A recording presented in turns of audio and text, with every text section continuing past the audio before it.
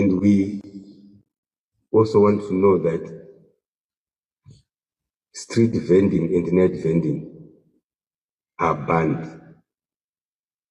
Street vending and night vending are born out of the importation of second-hand clothing, which is banned.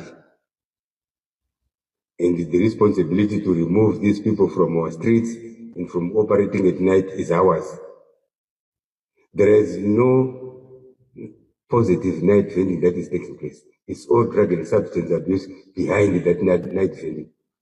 Who, in his rightful of mind, or in her rightful of mind, will wake up at 12 midnight or 1 a.m. and say to the wife, I'm leaving you now, I'm going for shopping at 1 a.m. Or a woman leaving the husband or boyfriend to say, look, I'm sorry, I have to go. I'm going for shopping now. There is nobody. So this narrative that, hey, people have nothing to do, we are messing up people, it's all hogwash. We must make hard and tough decisions to clean these cities.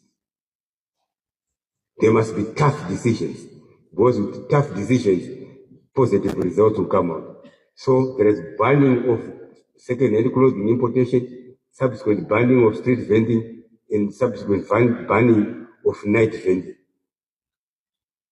These are directives that are coming from His Excellency.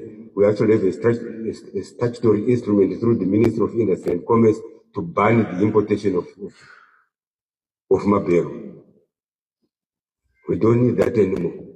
We can't be in a country, or city of Harare can't be defined by seeing people selling along the streets used clothes.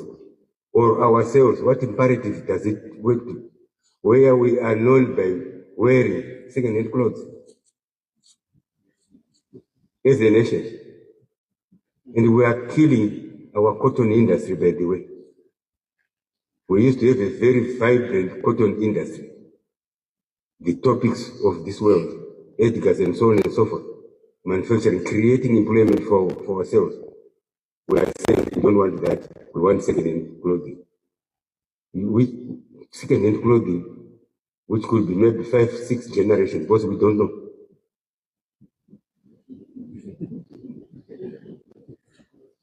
To become the 70th person to wear this jean, and we are proud as a Zimbabwean.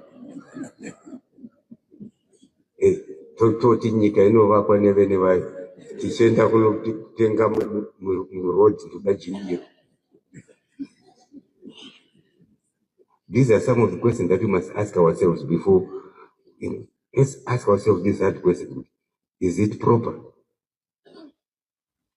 And the Bible says, your body is my temple. That's where I reside. That's God speaking, not Daniel Garu. So God resides in us. You want God's temple to be clothed by second-hand clothing of second generation. Women, clothes that another woman wore, if you value that temple. Hanzi akanotenga body parodi. Body munoiziwa. Tell Kokutatu what a body is. Tell him. The person sitting close to David Kokutatu, tell him what it is. A bra.